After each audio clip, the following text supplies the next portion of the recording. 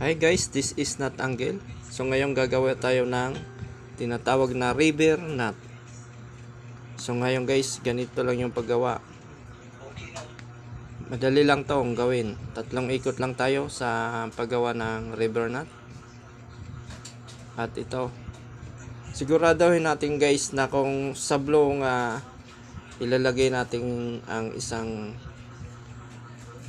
buhol, doon din natin lulusot yung isang buhol. So ngayon guys, yan na, meron na tayong isang river knot. Ginagamit to guys sa pag joining ng mga ating mga ropes.